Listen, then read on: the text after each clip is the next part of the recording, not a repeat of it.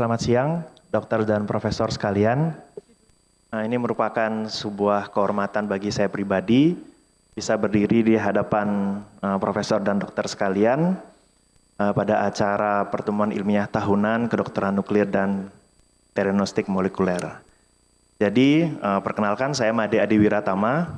Saya adalah seorang dokter urologi yang tugas di Rumah Sakit Abdul Wahab Syahrani, dan memang sehari-hari kasus-kasus yang saya tangani adalah yang fokusnya ke bagian onkologi urologi.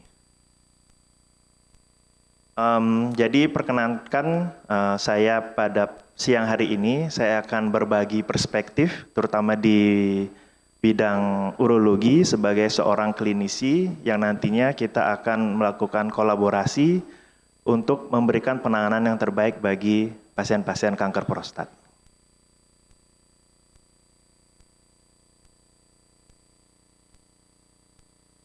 Baik, jadi selama 15 menit ini saya akan sharing mengenai 3 topik besar, yaitu yang pertama adalah clinical landscape dari AM-CRPC tersebut.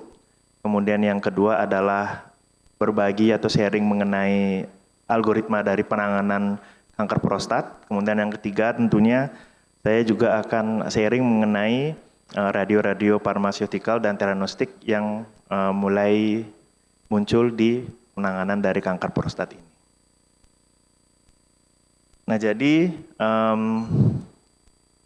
secara umum saya akan menjelaskan mengenai kanker prostat ini sendiri. Ini prostat kanker itu dia merupakan suatu penyakit yang bisa dikatakan awal diketemukan itu dia akan dibawa sampai ke sepanjang hayat hidup seorang manusia. Jadi istilahnya dia suatu penyakit kanker yang sulit untuk kita benar-benar bersih 100% gitu.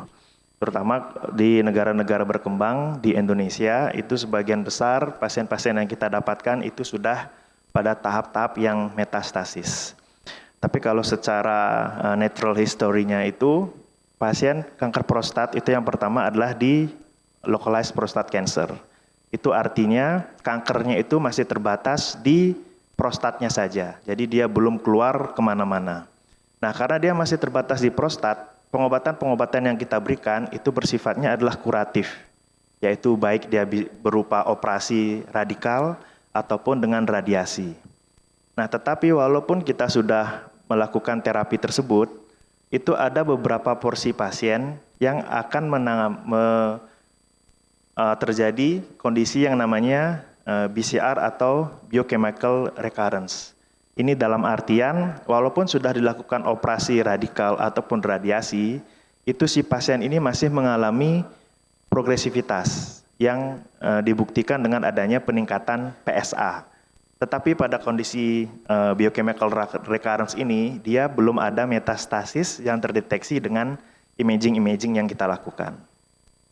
Nah, kemudian setelah biochemical recurrence ini, kita akan memberikan terapi-terapi seperti terapi hormonal, yaitu androgen deprivation therapy, dengan tujuan untuk menekan hormon testosteron serendah mungkin sampai di level kastrasi agar si sel kanker prostat ini tidak berkembang.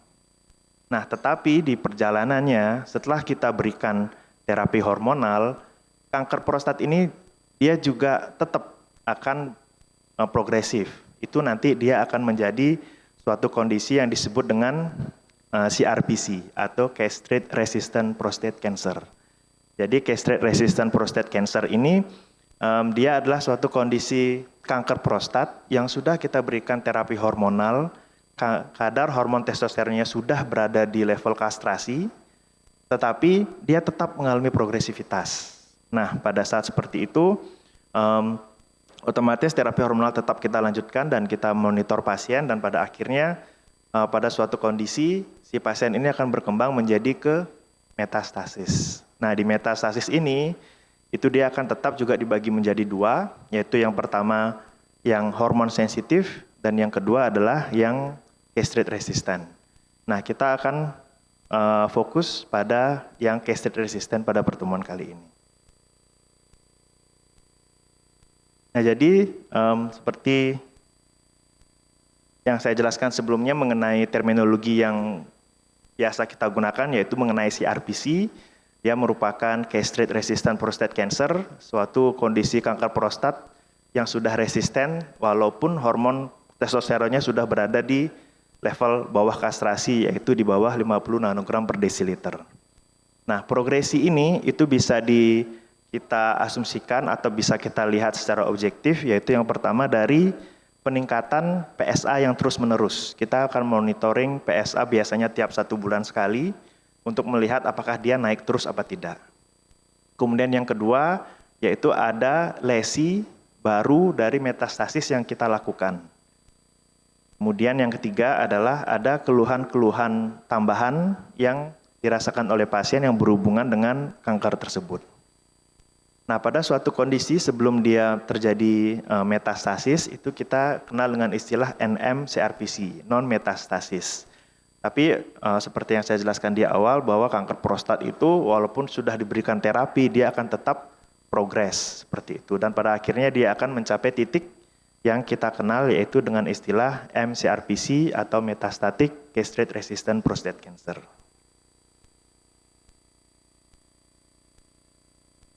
Nah, seiring dengan perkembangannya zaman yang sangat cepat sekali, yang mana kalau dulu itu mengenai pengobatan kanker prostat itu bisa dibilang pukul rata. Tapi sekarang seperti penjelasan Prof. Husin di awal, kita ketahui bahwa teknologi semakin berkembang, dunia medis juga semakin berkembang, sehingga pengobatan kanker prostat pun itu akan menjadi sangat personalized. Jadi dia akan sangat tergantung case by case dan patient by patient. Jadi tidak satu pasien dengan pasien yang lain itu bisa berbeda terapinya. Nah, terutama dia itu bisa berbeda berdasarkan dari hasil genetik testingnya juga. Nah, maka dari itu kami sebagai klinisi itu kita menetapkan ada 3 pilar prinsip pengobatan kanker prostat. Yaitu yang pertama, pada kanker prostat walaupun dia sudah terjadi castrate resistant, kita akan tetap memberikan pengobatan-pengobatan untuk menekan hormon testosteronnya. Karena memang dari berbagai penelitian diketahui bahwa reseptor androgen atau reseptor testosteron ini itu sangat berpengaruh terhadap perkembangan dari kanker prostat tersebut. Jadinya itu tetap kita lanjutkan. Dan yang kedua yaitu genetic testing. Kita sudah mulai untuk melakukan pemeriksaan genetik untuk melihat apakah adanya mutasi dari HRR. Yang paling sering ditemukan pada kanker prostat itu dia mirip seperti kanker payudara, yaitu BRCA1, BRCA2, dan ATM. Itu ditemukan kurang lebih sekitar 20-30% pada pasien yang metastasis. Kemudian yang ketiga ya tentunya adalah penanganan secara multidisiplin. Karena sebagaimanapun kita mesti harus menyadari bahwa tidak ada satupun spesialis atau orang di dunia ini yang bisa menangani suatu penyakit itu sendirian. Terutama apalagi penyakit-penyakit yang berhubungan dengan malignansi, itu tentunya kita membutuhkan bekerja sebagai tim, baik itu dari klinisi, misalkan urologi, atau dokter onkologis, dokter radiasi onkologis, dan juga kedokteran nuklir seperti itu. Nah, kemudian oleh karena banyaknya perkembangan-perkembangan, jadi akan ada pertanyaan bagaimana kami memilih terapi-terapi yang akan kita gunakan pada pasien kanker prostat. Jadi dari guideline-guideline terbaru dari berbagai asosiasi urologi ataupun onkologi di seluruh dunia ini, semua itu menekankan pemilihan terapi yaitu harus personalized. Personalized itu artinya tidak bisa kita pukul rata lagi semua, kanker prostat terapinya sama semua itu tidak bisa, tapi harus patient by patient, dalam artian kita harus melihat pada kasus kanker prostat ini, pasien tersebut sebelum dia progresi dia sudah mendapatkan terapi apa saja. Kemudian dari genetik testingnya bagaimana. Jadi itu akan kita tentukan berdasarkan kondisi-kondisi skenario seperti itu. Nah, untuk memahami istilahnya lebih praktis, saya akan sharing beberapa skenario yang biasa kita temukan di klinis. Pertama yaitu skenario pertama yaitu pada pasien dengan mCRPC yang progresif, tetapi sebelumnya pasien ini hanya mendapatkan terapi hormonal saja, yaitu ADT. Nah, pada kasus seperti ini, berbagai guideline di dunia itu menyarankan untuk kita lakukan pemeriksaan germline terlebih dahulu. Nah, apabila didapatkan adanya mutasi dari BRCA1 ataupun BRCA2, maka rekomendasi yang kuat kita berikan itu adalah dengan pengobatan kombinasi PARP inhibitor dan androgen receptor pathway inhibitor. Itu kita kombinasikan. Nah, 3 kombinasi yang sudah memiliki evidence tingkat 1 di dunia saat ini, yaitu ada 3 kombinasi, yaitu yang pertama adalah oraparib dikombinasikan dengan abirateron, kemudian yang kedua niraparib dengan abirateron juga, dan yang ketiga adalah tarasoparib dengan enzalutamide. Nah, apabila ternyata HRR-nya negatif, maka kita akan berikan single terapi, yaitu dari ARPI itu tersebut, atau bisa kita lakukan kemoterapi dengan docetaxel. Saya akan melanjutkan untuk skenario yang kedua. Nah, skenario yang kedua ini ada pasien kanker prostat yang dia progres setelah diberikan ARPI. Nah, sama seperti skenario sebelumnya, kita akan melakukan genetic testing. Apabila ada mutasi di BRCA1, BRCA2, kita akan berikan monoterapi PARP inhibitor. Tapi apabila tidak ada mutasi, maka kita akan memberikan kemoterapi docetaxel. Kemudian untuk skenario yang ketiga, yaitu pasien yang mengalami progresi setelah diberikan ARPI dan kemoterapi docetaxel. Nah, disinilah peran rekan-rekan profesor-profesor sekalian dari bidang kedokteran nuklir dan teranostik untuk memberikan penanganan yang tepat bagi pasien dengan kanker prostat. Jadi dari berbagai guideline yang pada skenario 1 dan skenario 2, mereka akan merekomendasikan melakukan genetic testing terlebih dahulu, tetapi pada kondisi yang skenario 3 ini, yang mana sudah terjadi progresi pada pasien yang telah diberikan ARPI dan docetaxel, itu direkomendasikan untuk dilakukan PSMA PET scan terlebih dahulu. Nah, yang mana kita ketahui bahwa PSMA PET scan ini merupakan sebuah tool yang sangat esensial, tidak hanya untuk staging, tapi juga untuk memberikan terapi kepada pasien. Nah, setelah dilakukan PSMA PET scan, apabila memang disease-nya PSMA positif, maka rekomendasi yang kuat yang diberikan itu adalah lutetium. Permisi dokter, 3 menit. Adalah lutetium. Nah, lutetium ini muncul itu oleh karena ada trial yang dikenal dengan istilah Vision trial. Jadi pada Vision trial ini mereka melakukan randomisasi pasien-pasien kanker prostat, yang mana ada 2 grup yang diberikan standar of care saja dan standar of care dikombinasikan dengan lutetium. Nah, ternyata hasilnya bahwa pemberian lutetium ini itu dia lebih unggul dibandingkan yang standar of care saja, yaitu dengan memperpanjang median overall survival kurang lebih sekitar 4 bulan, kemudian radiographic progression free survival juga lebih baik sekitar 5 bulan, dan terlebih lagi bahwa lutetium ini dia dapat menurunkan 38% risiko kematian. Seperti itu dibandingkan grup yang hanya diberikan standar of care saja. Nah, dari penelitian Vision trial inilah yang membuat berbagai asosiasi di dunia itu mulai merekomendasikan bahwa radioligan terutama PSMA targeted ini itu merupakan suatu pilar pengobatan baru untuk mCRPC. Nah, kemudian selain lutetium ternyata ada juga radiofarmatikal lainnya, yaitu radium-223. Nah, radium-223 ini merupakan alpha emitter yang sudah direkomendasikan sejak beberapa tahun yang lalu, itu karena dia memiliki efek yang bagus untuk pasien-pasien yang memiliki metastasis tulang yang simptomatik.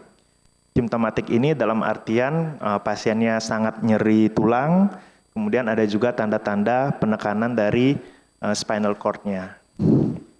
Nah, kemudian tetapi dari penelitian-penelitian Alsimka trial yang meneliti mengenai radium ini, itu menyatakan bahwa pemberian radium ini tidak boleh dikombinasikan dengan ARPI.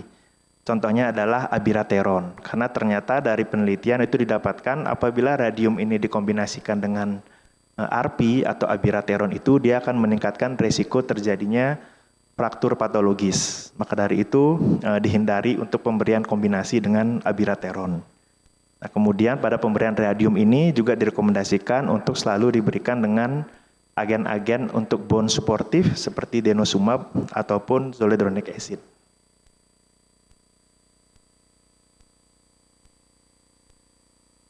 Nah, kemudian bisa kita lihat dari saya pribadi ataupun dari guideline itu menganggap bahwa masa depan dari pengobatan-pengobatan kanker ataupun diagnostik ini adalah theranostik itu sendiri.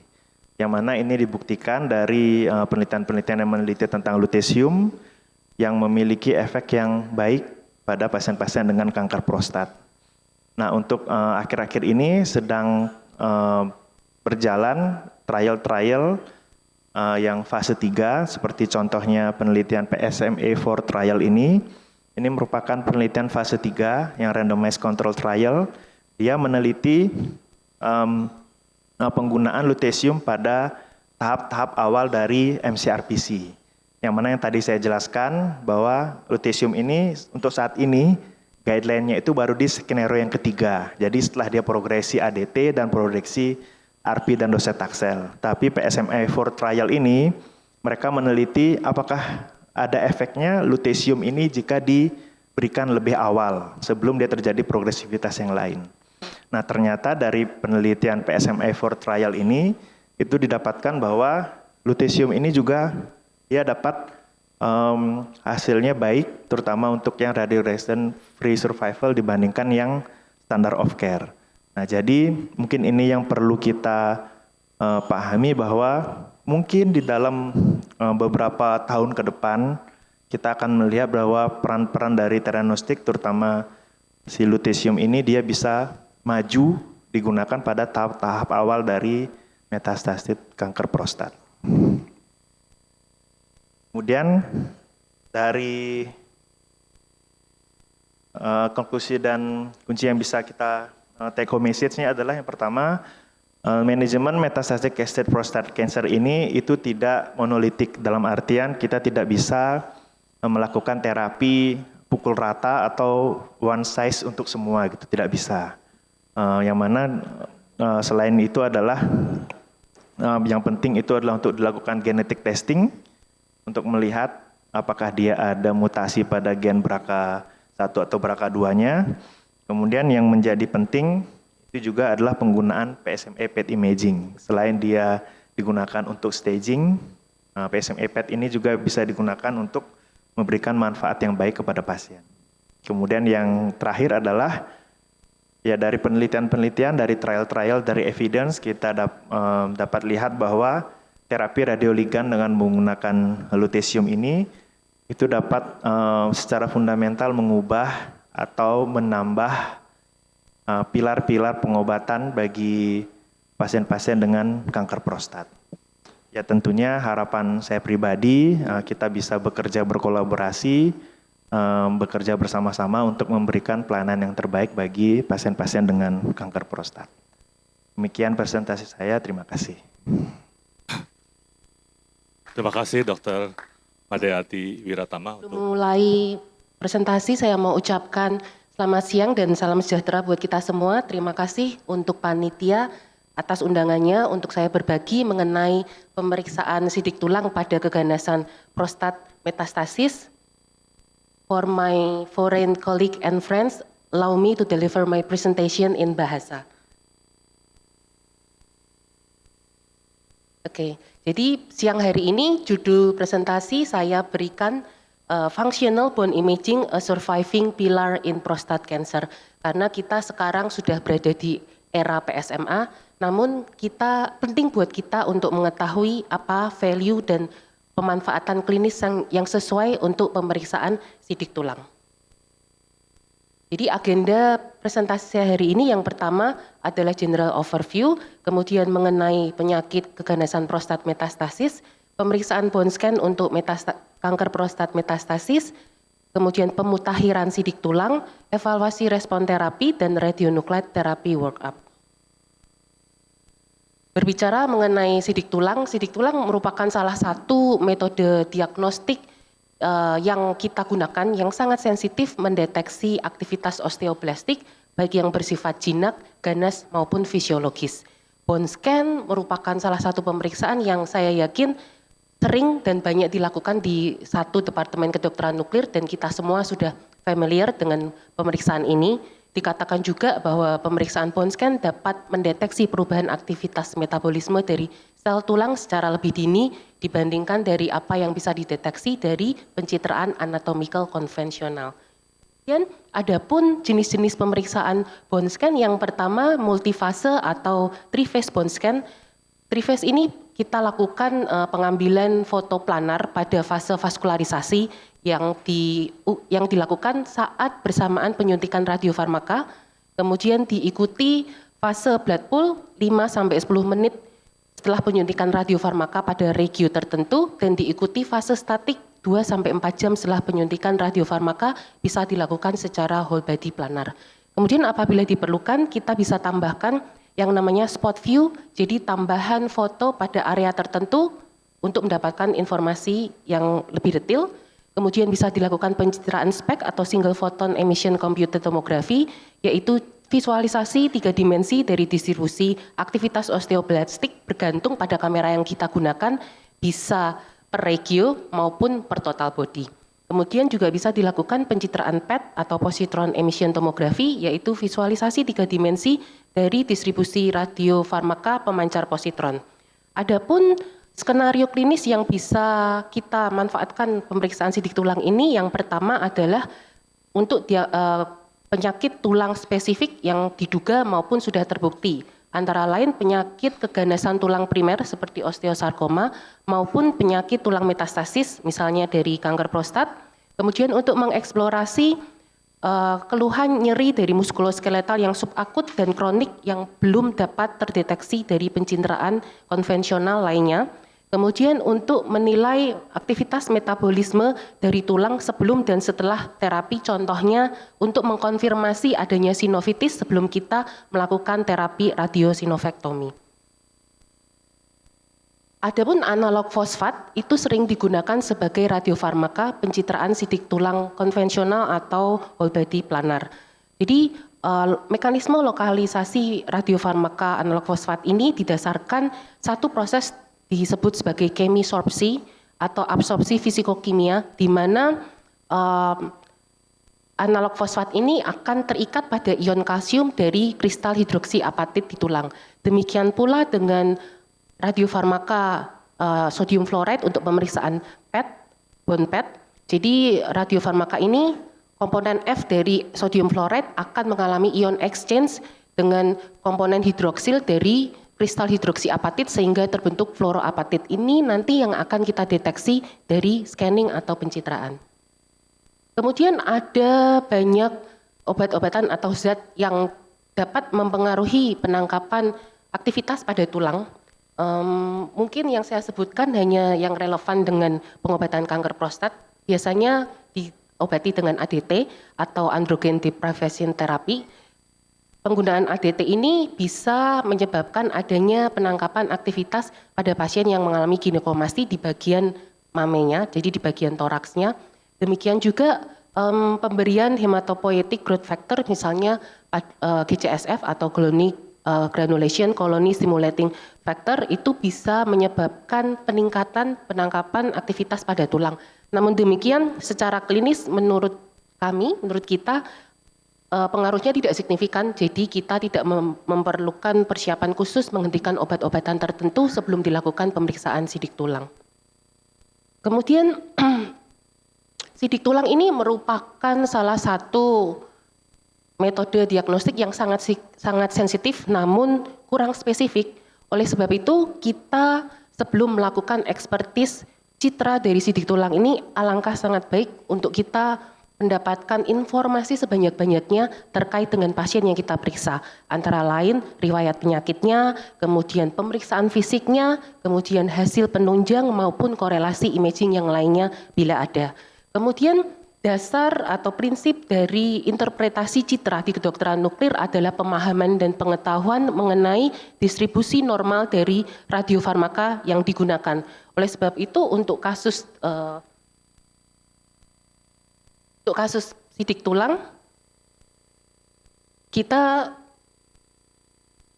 lihat homogenitas dan simetrisitas dari aktivitas yang ditimbulkan. Jadi apakah citra ini cukup menampilkan gambaran kosta baik dari proyeksi anterior maupun posterior, dan bagaimana gambaran dari vertebra sendiri terutama dari posterior aspek.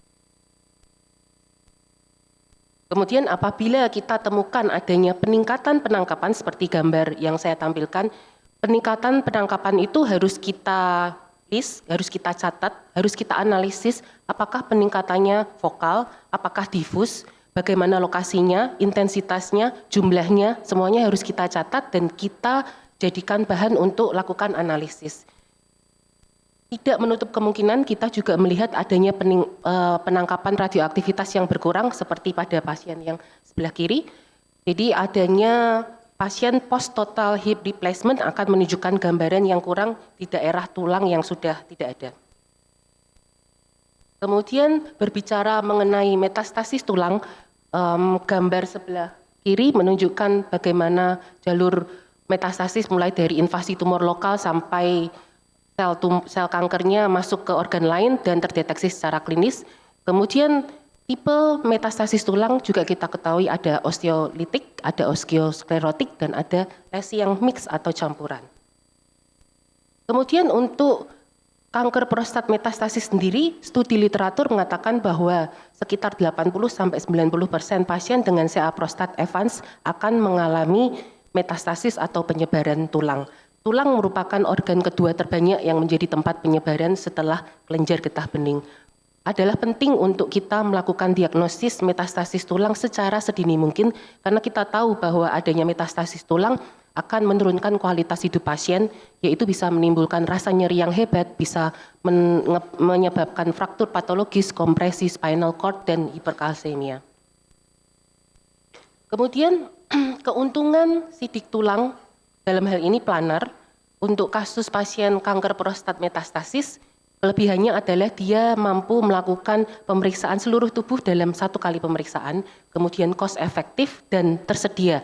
Jadi bisa dilakukan di, saya rasa seluruh senter kedokteran nuklir di Indonesia sudah bisa melakukan sidik tulang. Nilai sensitivitasnya cukup tinggi 91,1%, namun spesifisitasnya agak kurang di angka 64,5%. Kemudian yang perlu kita ingat dalam membaca bone scan bahwa lesi-lesi yang akan menyebabkan false positif akan kita banyak jumpai di daerah vertebra dan kosta karena di tulang vertebra dan kosta ini rentan terjadinya degenerative changes, trauma, dan inflamasi. Kemudian untuk membantu meningkatkan nilai performa diagnostik dari whole body planar, kita bisa lakukan metode pemeriksaan SPECT CT dan untuk menurunkan variasi dari pembacaan inter-observer, kita bisa lakukan metode kuantifikasi dan bone scan index. Kemudian guideline dari EAU dan EANM masih merekomendasikan menggunakan pemeriksaan abdominal CT dan bone scan pada pasien intermediate sampai high risk apabila dalam institusi tersebut tidak terdapat akses terhadap pemeriksaan PSMA. Kemudian juga ASCO juga sama merekomendasikan pemeriksaan konvensional seperti CT dan bone scan atau MRI untuk pasien high risk. Apabila ditemukan negatif baru masuk ke dalam pemeriksaan NGA itu next generation imaging seperti PSMA. Kemudian temuan atau anjuran rekomendasi guideline tadi didukung oleh banyak studi, salah satunya ada studi meta-analisis di tahun 2017 yang melibatkan 20.000 sekian pasien kanker prostat yang belum diobati. Jadi dari penelitian itu didapatkan bahwa angka detection rate metastasis tulang oleh pemeriksaan bone scan itu cukup baik apabila pada pasien dengan PSA lebih dari 20 dan Gleason score lebih dari 8. Jadi pada pasien-pasien yang risiko tinggi kita perlu pikirkan penggunaan pemeriksaan bone scan. Kemudian ada guideline dari Amerika juga merekomendasikan pemeriksaan abdominal CT, MRI, dan technetium bone scan secara periodik pada pasien-pasien yang mungkin akan berada pada risiko tinggi mengalami metastasis. Kemudian kita lihat ada satu penelitian di tahun 2020 pada 115 pasien yang mengalami biochemical recurrence. Di sini terlihat bahwa nilai performa diagnostik dari whole body SPECT-CT, bukan whole body planar ya, tapi whole body SPECT-CT, nilai sensitivitas spesifisitasnya cukup tinggi. Dari penelitian ini didapatkan bahwa kalau kita gunakan pemeriksaan bone scan whole body SPECT-CT untuk mendeteksi metastasis tulang pada pasien dengan PSA di atas 10 dengan doubling time kurang dari 6 bulan, maka angka detection rate-nya bisa sampai hampir 60%.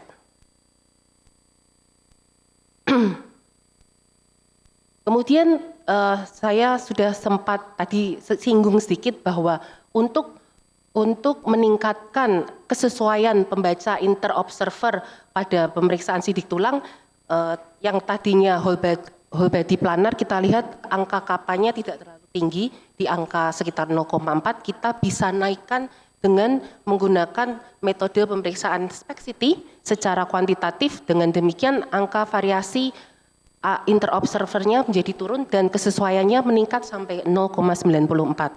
Kemudian di gambar yang kanan, di sini kita lihat ada gambar SPECT-CT dari lesi metastasis di tulang yang A. Kita lihat ada lesi sklerotik yang menunjukkan penangkapan radioaktivitas meningkat di ilium kiri dengan angka SUV 28. Sedangkan gambar B kita bisa lihat ada penangkapan radioaktivitas yang meningkat di daerah facet joint intervertebral lumbal dengan SUV 15. Dengan menggunakan metode SPECT-CT kuantitatif, kita bisa memperoleh informasi yang lebih detail mengenai lokasi dari aktivitas dan kuantifikasi sebagai informasi tambahan yang bisa kita gunakan untuk mempertajam diagnosis kita. Kemudian salah satu pemutakhiran sidik tulang yang bisa kita lakukan adalah dengan menggunakan aplikasi Bone Scan Index. Jadi Bone Scan Index ini merupakan salah satu imaging biomarker yang merupakan rasio yang membandingkan antara total tumor burden dibandingkan keseluruhan skeletal. Zaman dulu BSI ini Bone Scan Index dikembangkan dengan metode semi automatic. Metode ini dinilai kurang efisien dan memakan banyak waktu. Oleh sebab itu dengan melibatkan dataset yang sangat besar dan kecerdasan artificial, maka bisa dikembangkan satu aplikasi BSI Bone Scan Index ini secara otomatis. Jadi nanti kita tinggal terapkan template segmentasi pada gambar whole body planar sidik tulang kita, kemudian nanti secara otomatis komputer akan bisa menghitung berapa persen Bone Scan Index, berapa persen jumlah hotspot. Karena Bone Scan Index ini akan membantu kita ketika kita mengalami kesulitan melakukan penilaian visual terhadap jumlah dan ukuran dari hotspot yang sangat banyak dari sidik tulang kita. Kemudian banyak penelitian juga sudah menyebutkan bahwa angka diagnostik performa dari Bone Scan Index untuk kanker prostat juga cukup tinggi. Kemudian di sebelah kanan ada satu studi, jadi ada sekelompok peneliti dari Cina mengembangkan Bone Scan Index dengan metode Deep Neural Network. Ternyata setelah dikembangkan memiliki angka AUC dan angka diagnostik yang setara dengan existing aplikasi Bone Scan Index yang sudah ada. Kemudian ada penelitian juga yang lain lagi. Di sini dikatakan bahwa ada penelitian sekelompok pasien CA prostat yang mendapatkan pengobatan enzalutamide. Kemudian sekelompok pasien menunjukkan penurunan BSI setelah mendapatkan enzalutamide dan diikuti berapa PFS dari kelompok pasien tersebut. Ternyata 18 bulan dan ini secara signifikan jauh lebih tinggi daripada kelompok pasien yang tidak menunjukkan penurunan BSI setelah pemberian enzalutamide. Artinya nilai BSI ini berkorelasi dengan survival. Kemudian kita akan masuk ke pemeriksaan bone PET. Di departemen kami dulu kita sempat mengerjakan bone PET pada tahun 2013 sampai 2018, namun saat ini sudah tidak kita kerjakan lagi mungkin karena cost, karena biaya. Kemudian pemeriksaan bone PET ini bisa dilakukan secara cepat. Jadi setelah disuntikan radiofarmaka kita bisa scan pada 30 sampai 40 menit dengan dosis yang cukup rendah yaitu 0,05 sampai 0,1 milicurie per kilogram berat badan. Adanya dosis yang kecil dan half life yang sangat cepat dikatakan bahwa total radiation absorb dose-nya pemeriksaan bone PET ini hampir setara dengan pemeriksaan sidik tulang konvensional menggunakan radiofarmaka bertanda teknesium. Kemudian karena adanya resolusi spasial yang tinggi, sensitivitas yang tinggi, kualitas image yang lebih baik, maka nilai diagnostik performanya juga pasti lebih tinggi. Bone PET juga bisa digunakan sebagai tools untuk evaluasi respon terapi. Kalau kita lihat secara kualitatif bahwa dari hasil pemeriksaan bone scan konvensional dibandingkan dengan pemeriksaan bone PET, resolusi citranya lebih tinggi dan bone PET bisa mendeteksi lesi dengan jumlah yang signifikan lebih banyak. Dari hasil pemeriksaan hasil studi yang sebelah kanan ada satu meta analisis yang meneliti performa diagnosis antara berbagai macam pemeriksaan sidik tulang mulai dari planar dengan bone PET didapatkan nilai performa diagnosis bone PET melebihi dari metode diagnostik yang lain baik planar maupun SPECT-CT. Kemudian contoh satu kasus saya tampilkan hasil pemeriksaan PSMA PET dan bone PET dari pasien CA prostat yang mengalami biochemical recurrence dengan nilai PSA 7,3 dalam terapi ADT. Kita lihat dari pemeriksaan gallium PET PSMA 68 yang sebelah kanan tidak ditemukan lesi patologis yang mengekspresikan PSMA.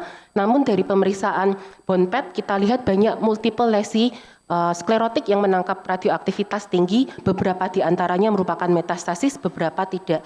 Yang saya mau tekankan bahwa apabila di klinis kita dapat yang sudah bekerja dengan PSMA imaging dan kita mendapatkan pasien dengan nilai PSA kekambuhan yang lebih dari 5 dan kita tidak temukan apa-apa, mari kita ingat bahwa sekitar 10% keganasan kanker prostat itu dapat tidak mengekspresikan PSMA.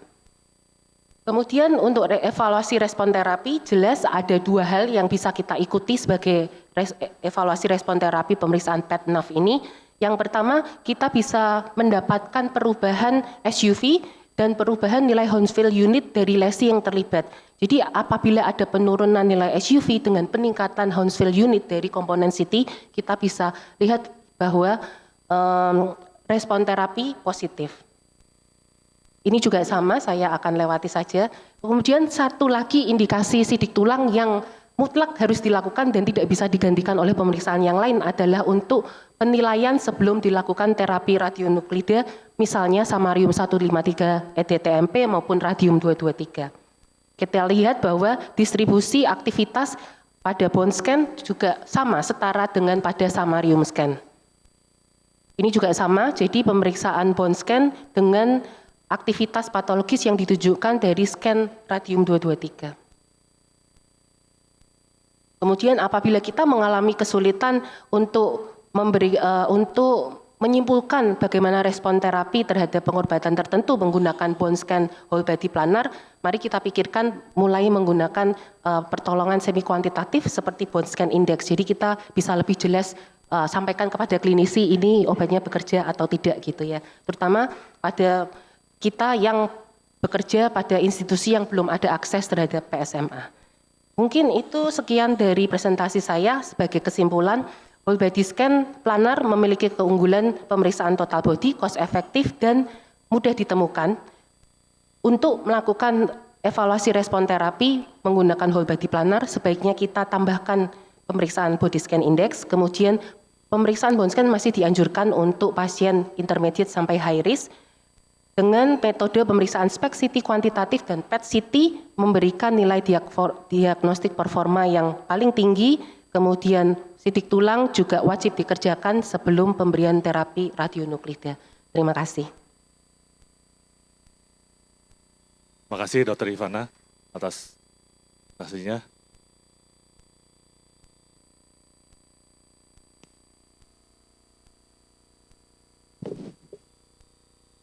Thank you very much. I will try and get through this as quickly as possible because I know I'm between you and lunch. We're a bit behind. So firstly, I'd like to thank the organisers for inviting me to Indonesia to present at this conference.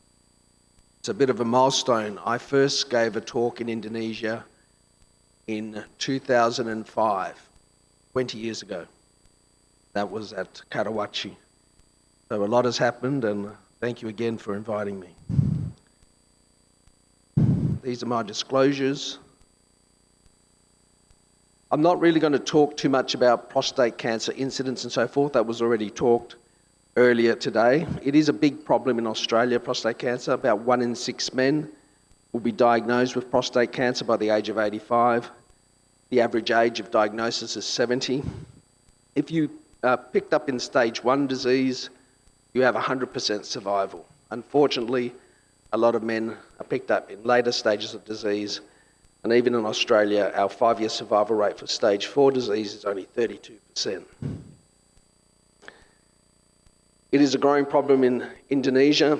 The rates have increased dramatically as your PSA testing has increased.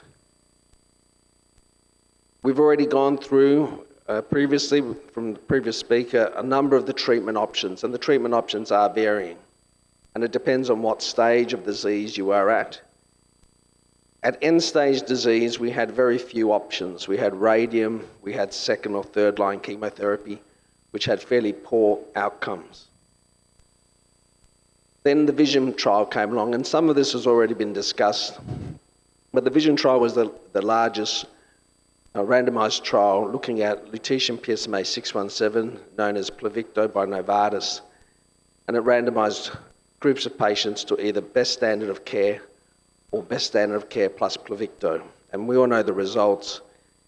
We saw quite dramatic responses in PSA. We saw quite dramatic responses in radiographic changes. So overall response rate radiographically was very significant, as was the PSA drop. If we looked at really what Pluvicto did very well, it helped symptoms.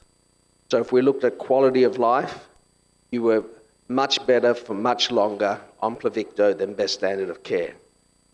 If you looked at pain, we had much better control of pain for much longer if you were on Pluvicto. And as already been discussed by a previous speaker, our survival benefit wasn't great. It was only 4 months. But if you consider cabazitaxel as 2nd line chemotherapy, gives you a 2.5 months survival. So we're almost twice as good as cabazitaxel with far less side effects. So it is a good first step. But what I'm going to talk to you about is, where are we going? What is next? And I'm going to break it down into different areas. In Australia, this was reimbursed just on July 1st. So in Australia, Pluvicto is now covered, or just over 80% of the cost is covered. There's still a significant out-of-pocket cost, but at least this is the first step to getting these drugs being utilised in Australia, and hopefully they'll be used more in the region. So I'm going to talk about some of the new changes that are coming along, and firstly I'll talk about some of the new radioisotopes, not the radiopharmaceuticals, just the radioisotopes. I'll talk a bit about some of the alpha emitters, the new beta emitters. I'm not going to talk about thorium because it's not routinely available and it has its own issues, but I will talk a little bit about terbium. I won't really go through this. You should really understand all these alpha particles.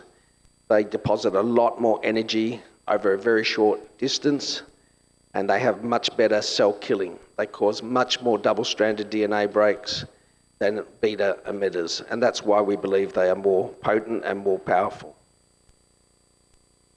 So as I mentioned, shorter tissue penetration, higher linear energy transfer, and because you get all the energy deposited very close to the nucleus, very close to the cell, you should have hopefully decreased toxicity in surrounding normal tissue.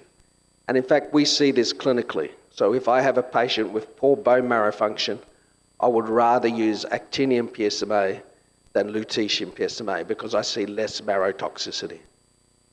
Apart from actinium, which is reactor and cyclotron produced with a 10-day half-life, we also have lead-212, and there are a number of trials in Australia with lead-212, astatine, which is cyclotron-produced, much shorter half-life, and we don't really use bismuth yet. Copper-67 is of interest. It's made on either a linear accelerator or a rototron. It's got a longer half-life. But because of it's got a shorter half-life of 62 hours, but because of this shorter half-life, you have an increased flux. And there's some suggestion that this increased flux is actually give you better tumour cell kill. We look at terbium and you compare it to lutetium. A number of these characteristics are very similar to lutetium. Its half-life is very similar, has a beta emitter. But if we look at cell kill, this is in a cell model, it's much, much more potent than lutetium. So if we move away from the radioisotopes, so there are different radioisotopes that are being used, and we start looking at, well, what are the different molecules? Well, we have small molecules, 617, INT, but there's also now a few others, bis-PSMA and recombinant hybrid PSMA. There are also antibodies, so not small molecules, antibodies, and also there are some different linkers, which I won't really go to in this talk. But this is an interesting molecule produced by Munich, Hans Wester is the chemist. It's what they call a radiohybrid. The nice thing about it is you can put different radioisotopes on it, and you can put more than one. So you can put a fluorine with lutetium, or you can put even an immunofluorescent agent.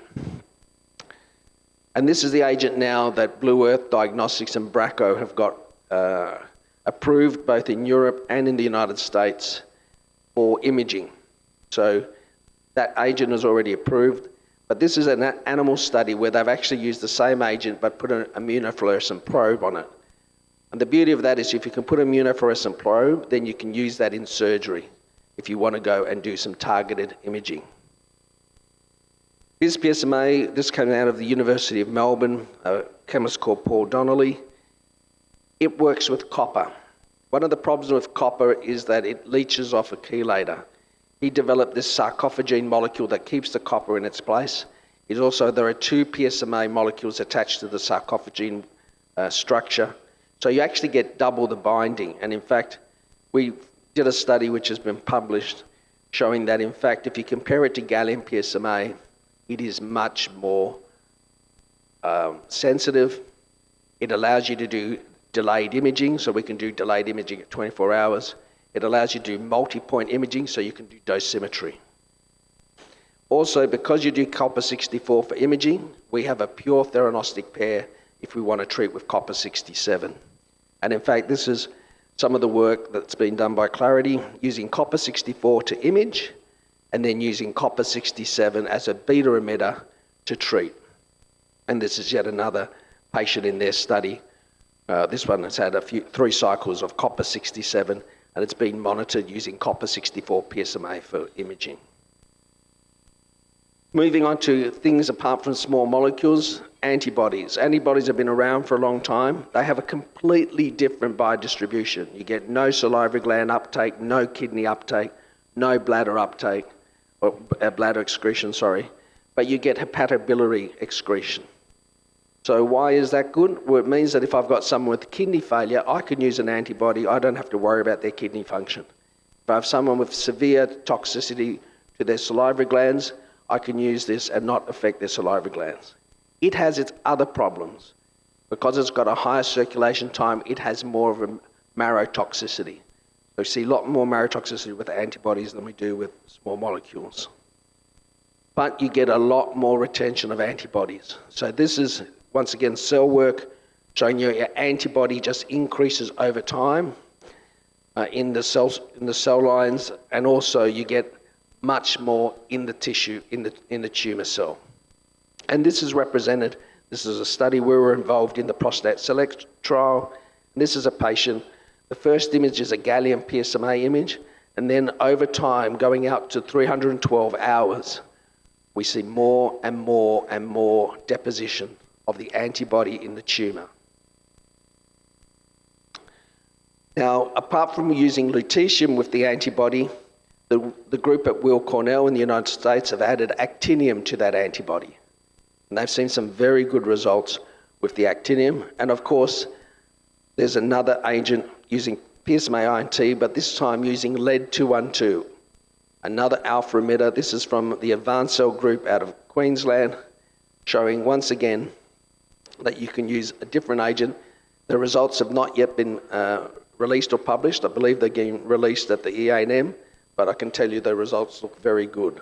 So using a more potent form of radiation can give you better results. We'll see if that leads to better outcomes. So you've all seen this slide about where the journey is of a patient, where he goes from hormone sensitive to hormone castrate resistant and so forth. All those little boxes are just some of the trials now being done. So we started with Pluvicto and lutetium PSMA at end stage, and now we're bringing it earlier and earlier. It's just been approved in the United States. In fact, in March it was approved for use pre-chemotherapy. So in the United States, you can now use Pluvicto pre-chemotherapy. And there is data showing that you have better outcomes, it appears, in hormone-sensitive disease.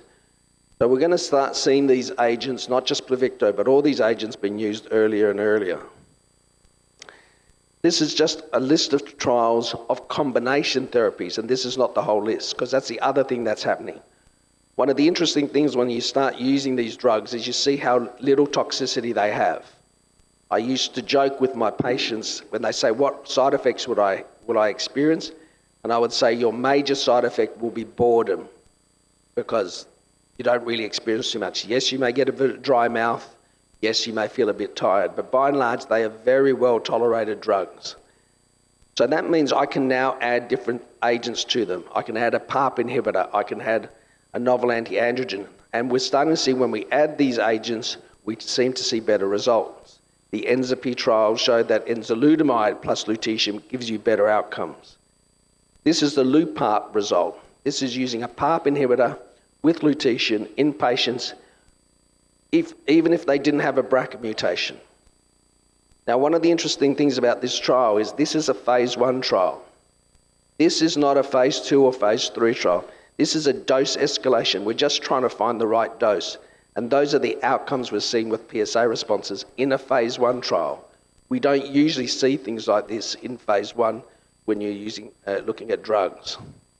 And similarly, this is the actinium PSMA, the antibody, actinium J591, in combination with lutetium PSMA. So tandem therapy, a beta emitter with lutetium PSMA INT, an alpha emitter with actinium antibody. Phase 1 trial, once again, very good PSA responses in a phase 1 dose escalation, dose finding trial. This is a patient of mine. This is a patient that we've done tandem therapy. So this was actually a Japanese patient, very high PSA, liver disease, other sites of disease. He was treated firstly with actinium PSMA. We used actinium PSMA because of the liver disease, and in fact he got a good response in the liver. But his bone and other disease seemed to progress. So then we did tandem therapy. Got his second therapy in August 2023.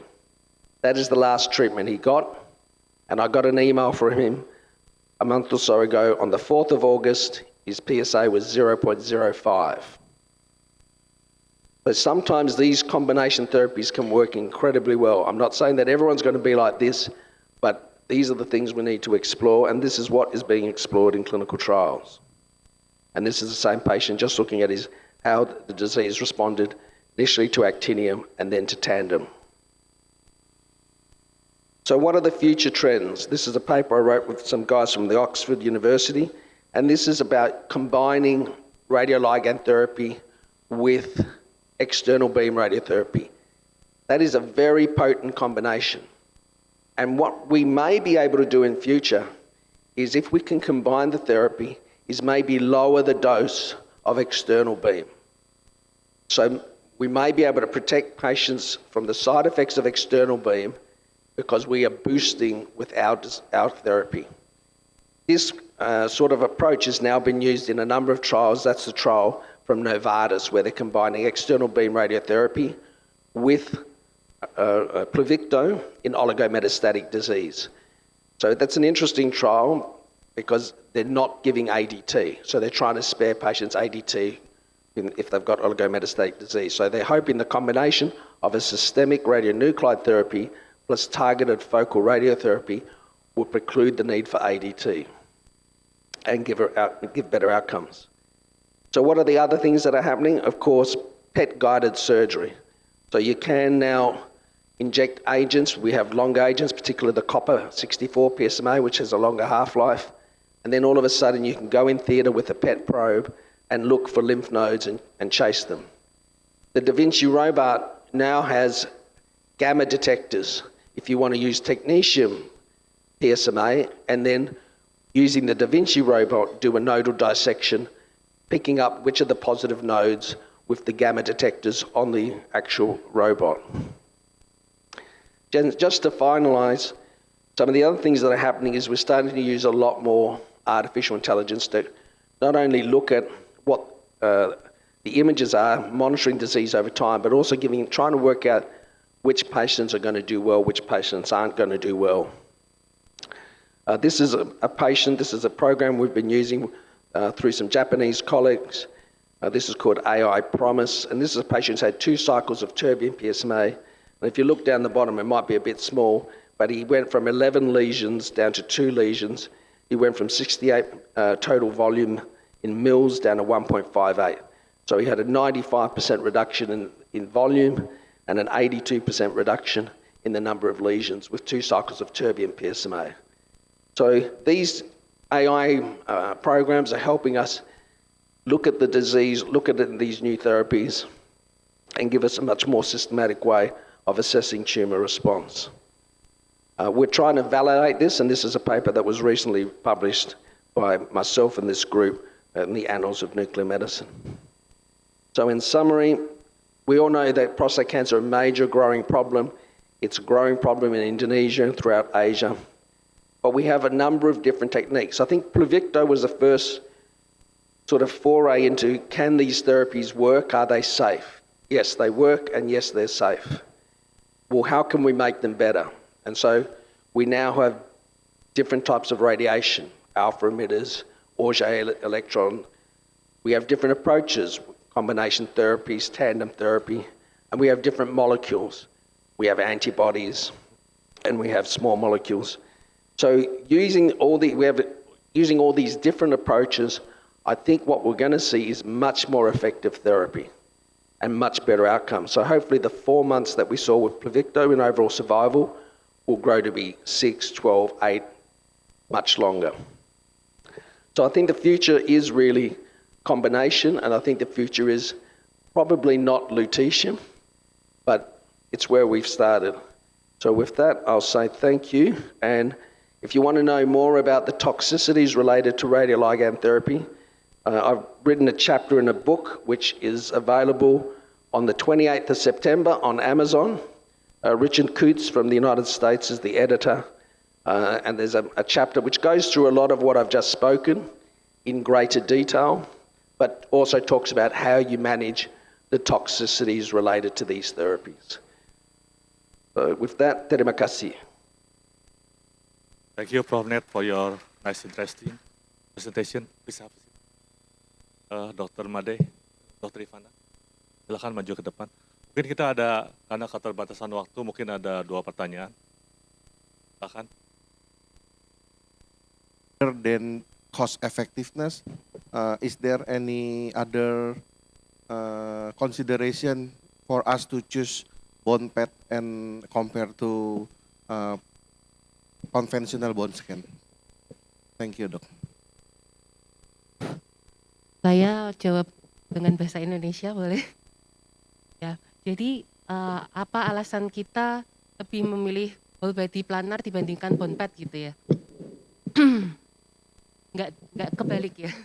Karena tadi kan saya sudah presentasikan bahwa kalau menyangkut nilai diagnostik bahwa pemeriksaan bone PET adalah yang paling baik. Kemudian secara otomatis kita bisa dapatkan informasi lokasi dari aktivitasnya secara lebih detail, dan kita dapat pengukuran semi kuantitatif berupa nilai SUV. Jadi kita bisa langsung terapkan untuk evaluasi respon terapi. Ya, tapi ya memang kekurangannya membutuhkan fasilitas siklotron, Tapi di sisi lain juga untuk pasien dosis radiasi yang diterima sama sebenarnya dengan pemeriksaan sidik tulang konvensional. Kalau untuk whole body planar, kalau kita hanya punya kamera gamma biasa, ya memang agak sulit karena kelebihannya cuman murah gitu.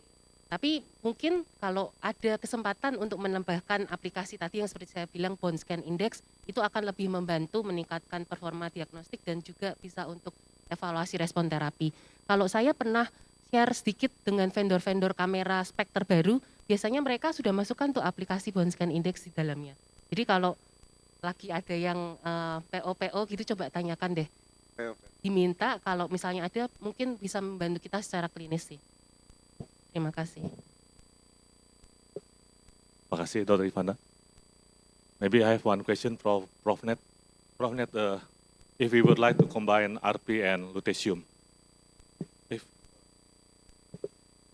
we would like to combine RP and lutetium, should we give when the disease is resistant to RP or still sensitive to RP? Yeah, that's a good question. So we give we give RT and radioligand therapy in a number of different ways.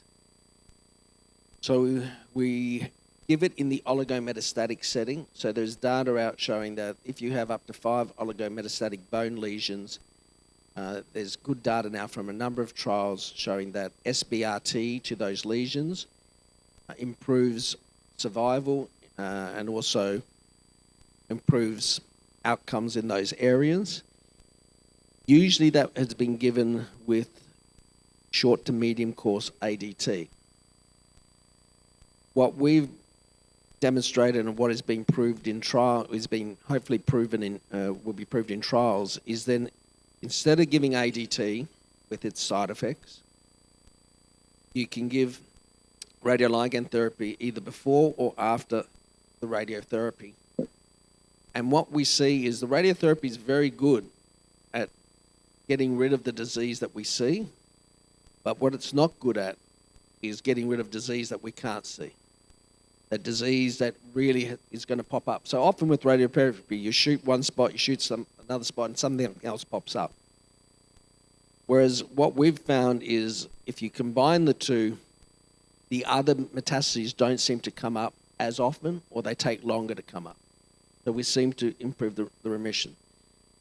In a more extensive setting, we use RT, particularly when the radioligand therapy isn't working as well at certain sites. So, and if we're concerned. So if we give radioligand therapy and get a good response, but it's, let's say, progressing in the spine or progressing at the hip, we're worried that that may cause problems, either a pathological fracture or the patients are getting some symptoms, then we will combine the radiotherapy with that. We've also shown that unless you're giving large field of view radiotherapy, you can give SBRT almost concurrently with radioligand therapy. We don't see much overlapping toxicity. So if people are just getting few shots of SBRT, then we don't say you have to wait 4 weeks or anything to get your radioligand therapy. We virtually do it at the same time. So I think those are the areas, but they are being looked at in trials and they're also being developed. Thank you very much. Mungkin satu pertanyaan singkat buat Dr. Made. Dok, apa kalau sudah MCRPC, sudah resisten dengan ADT, ADT-nya tetap diberikan atau bisa di stop? Bisa kita lanjut dengan enzalutamide atau kemoterapi. ADT-nya di stop atau lanjut terus? Baik, terima kasih dokter. Jadi pada kondisi yang metastatic castrate resistant, itu walaupun dia sudah resisten terhadap kastrasi, ADT tetap kita lanjutkan dok. Karena memang dari berbagai penelitian pun walaupun dia kondisi sudah metastatic castrate resistant, itu reseptor-reseptor androgen itu dia tetap aktif. Jadi ADT akan tetap kita lanjutkan sepanjang hayatnya seperti itu dok. Thank you very much. So ini sesi akhir dari sesi kita. Tolong berikan big applause lagi buat Dr. Made, Dr. Ivana, dan Prof. Ned Lenso. Thank you very much. Mohon izin dipersilahkan untuk para narasumber untuk menempati tempat di depan panggung beserta dengan moderator. Disilahkan Dr. Hendra untuk menerima selempang manik dan plakat. Kami undang dengan hormat Ibu Dr. Yustia untuk berkenan memberikan plakat dan selempang manik untuk para narasumber dan moderator. Disilahkan. Yang pertama untuk, ya selempang dulu dok. Yang pertama untuk Dr. Made terlebih dahulu, narasumber kita yang pertama. Dipersilahkan dokter untuk menyerahkan plakatnya.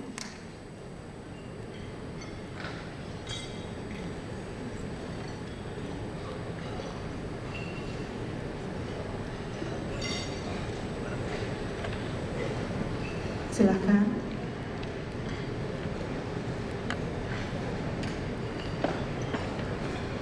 Baik, terima kasih. Selanjutnya berkenan untuk selempang manik untuk Profesor Nat Lenzo.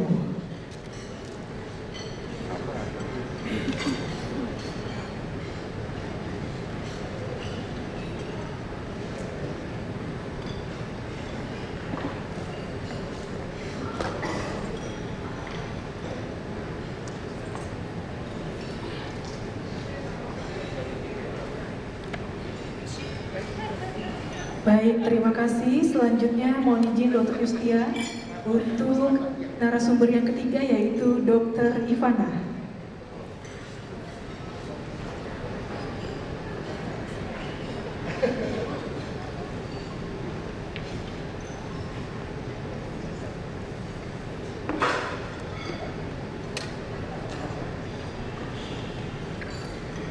Dan selanjutnya untuk selempang manik dan plakat untuk moderator kita pada hari ini di Simposium 4, Dr. Hendra.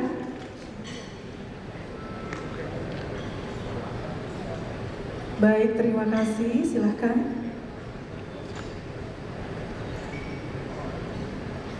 Kita berikan tepuk tangan yang meriah untuk seluruh narasumber dan moderator. Foto bersama dulu mungkin di tengah, Mas, sebelum kita istirahat. Mohon izin.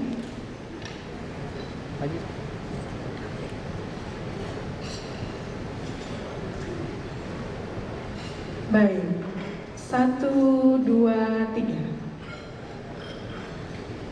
3, 2, 1. Oke, baik, terima kasih. Kami persilahkan ke tempat duduk. Dan kepada Bapak Ibu semuanya, kami persilahkan untuk menikmati makan siang sampai dengan jam 13.